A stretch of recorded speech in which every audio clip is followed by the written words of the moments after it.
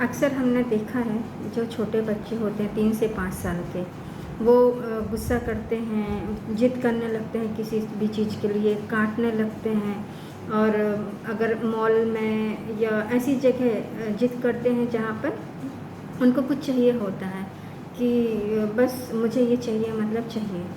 तो इसको क्या कहते हैं और ऐसा क्यों होता है? मैं डॉक्टर अनीता धाकंबर, कंसल्टेंट साइकोलॉजिस्ट, आपको बताना चाहूँगी कि ये ऐसा क्यों होता है और उसको क्या बोलते हैं। वैसे तो सभी को आजकल पता है, लेकिन फिर भी ऐसे काउंसलर, ऐसे साइकोलॉजिस्ट हम इसको कैसे देखते हैं और यहाँ पर पेरेंट्स को क्या करना चाहिए इस टेम्पर टेंट्रम को कंट्रोल करने के लिए, इज़ इट? तो जो टेम्पर टेंट्रम है वो, उसमें बच्चा क्या करता है, बहुत ज़्यादा ज़िद्दी हो जाता है, गुस्सा करने लगता है, उसको कोई भी सामान चाहिए होता है। वो ये भी नहीं देखता कि वो जगह कौन सी है, चाहे वो मॉल हो गया, बाज़ार हो गया, कोई फंक्शन हो गया, एनीवेयर। मतलब जब भी ऐसा लगता है उसको कि नहीं, आई वांट दिस, मतलब what ever he want, like that time उसका क्या होता है कि फिज़िकली और इमोशनली वो मेल्ट डाउन हो जाता है। वो बिल्कुल उसको पता ही नहीं होता कि मैं क्या कर रहा हूँ, बस इतना ज़्यादा गुस्सा होता है कि वो कहीं पर भी बढ़ जाता है।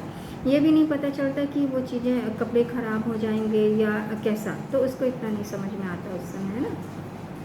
तो क्या होता है यहाँ पर, और बच्चा क्या करता है, जैसे लात मारने लगता है। एक्चुअली एक ये भी बात है, देखिए कुछ चीज़ें कभी कभी, इसको कभी कभी हम नॉर्मल ग्रोथ एंड डेवलपमेंट में भी काउंट करते हैं कि कभी होता है, लेकिन अगर वो चीज़ें कंटिन्यूसली होने लगे और हमेशा, मतलब कहीं भी जा रहे हैं और वो हमेशा ही डिमांड करने लगे, तो ये एक, जब ऐसा फील होने लगे तब हमें एक काउंसलर के पास में या साइकोलॉजिस्ट के पास में ज़रूर जाना चाहिए और उससे कुछ चीज़ें सीख करके हम बच्चों को अपने कंट्रोल कर सकते हैं।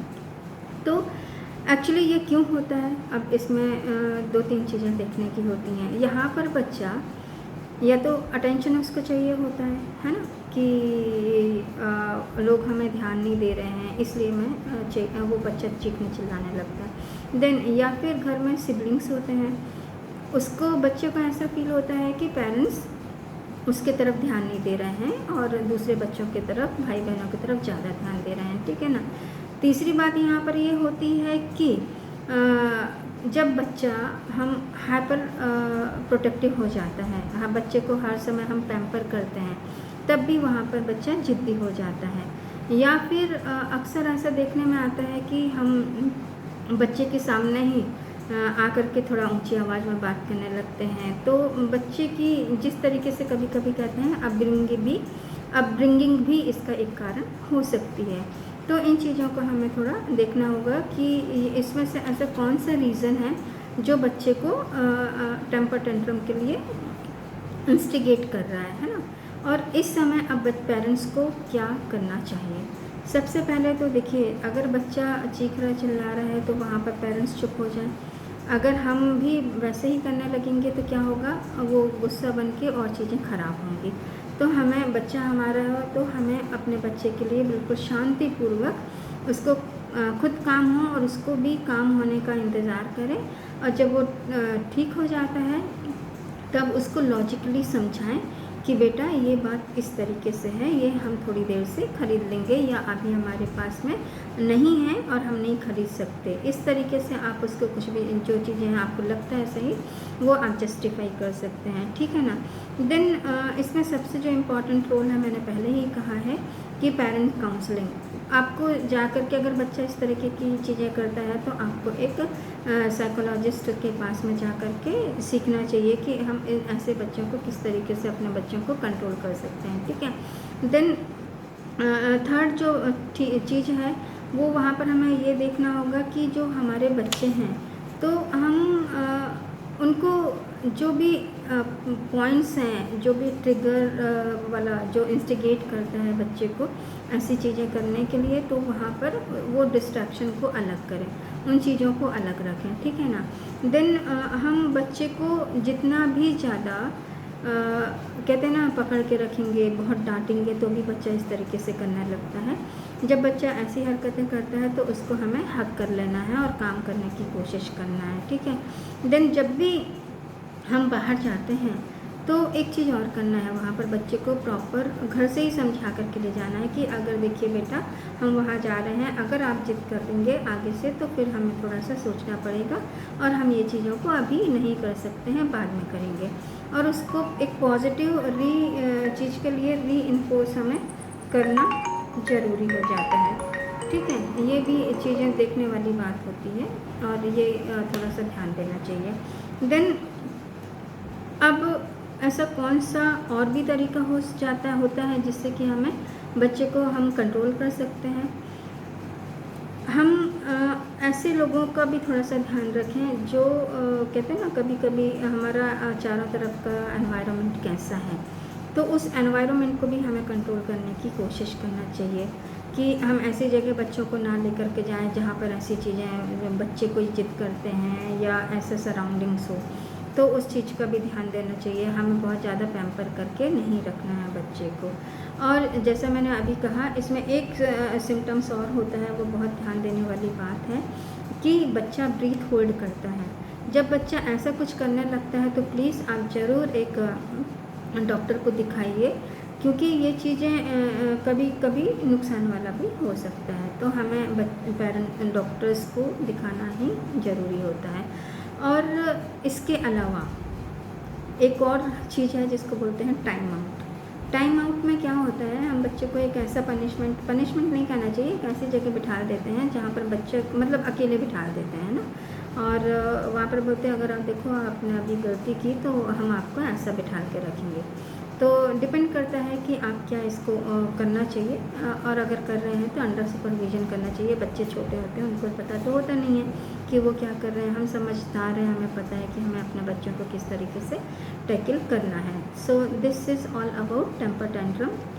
ज़्यादा प्रॉब्लम की बात नहीं है, बट हाँ क्योंकि चीज़ें जब मार्केट में होती हैं हम ये भी सोचने लगते हैं यार मेरा बच्चा ऐसा कर रहा है, बाकी बच्चे ऐसा क्यों नहीं करते, और हम बहुत गुस्से में बच्चे को पिटाई लगा देते हैं या फिर गुस्सा होते हैं, चीखते हैं, हम भी डांटने लगते हैं। फिर घर में भी आके हम इस तरीके से करते हैं, तो बच्चे को तो पता नहीं होता ना, उसको तो पता है कि बस मुझे ये चीज़ें चाहिए है। और वहाँ पर बच्चा, क्योंकि इस समय बच्चा ईगो सेंट्रिक हो जाता है कि I want this, I want that, वहाँ उसकी जो पूरी दुनिया है ना उस आई के सराउंडिंग होती है, मतलब मेरा मेरा मेरा उसके सराउंडिंग होती है। तो हमें इसलिए ऐसी चीज़ें को ध्यान रखना चाहिए कि बच्चा तो छोटा है, उसको अभी कुछ नहीं पता है, लेकिन हम क्या कर सकते हैं।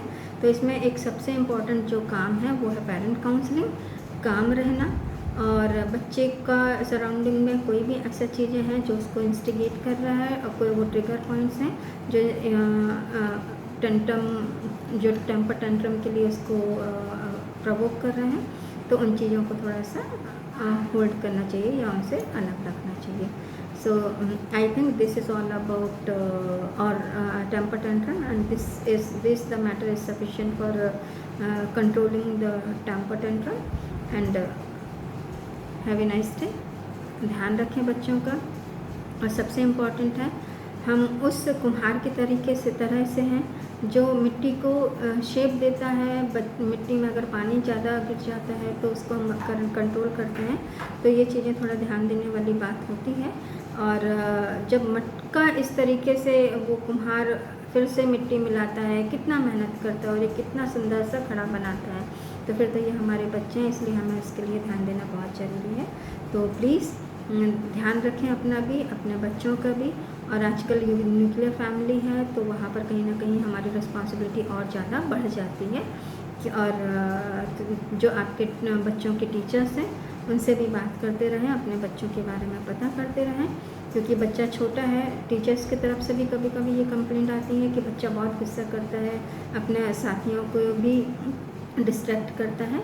तो बच्चे को फोकस कैसे करना है, कैसे सिखाना है, ये सारी चीज़ें पर भी आगे मैं वीडियो बनाऊंगी।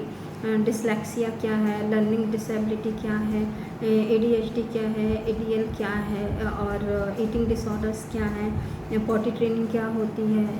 आप ये सारी चीज़ें अगर आप हमारी नेक्स्ट वीडियो देखेंगे तो उनमें मिलेंगी। और धीरे धीरे, क्योंकि जस्ट अभी I started to made a video for you, because समय पेशेंट चले जाने के बाद में आई थॉट कि जो भी चीज़ें हैं वो हमारे तक ही नहीं रहना चाहिए। जो लोग ऐसे भी हैं कि शायद मे बी वो आसपास काउंसलर या साइकोलॉजिस्ट ना हो, बट अगर आप चाहें तो हमारी वेबसाइट पर जा सकते हैं www.dranitamwar.com पर, और वहाँ पर आपको चीज़ें देखने के लिए मिल सकती हैं। आप अपॉइंटमेंट बुक कर सकते हैं, और जो भी आपको ऑनलाइन कंसल्टेशन चाहिए वो ले सकते हैं। बच्चे से रिलेटेड हो, एंजाइटी से है, डिप्रेशन से, जो भी है, आप हमारा साइट विज़िट करके बुक कर सकते हैं अपना appointment. Thank you so much, have a nice day.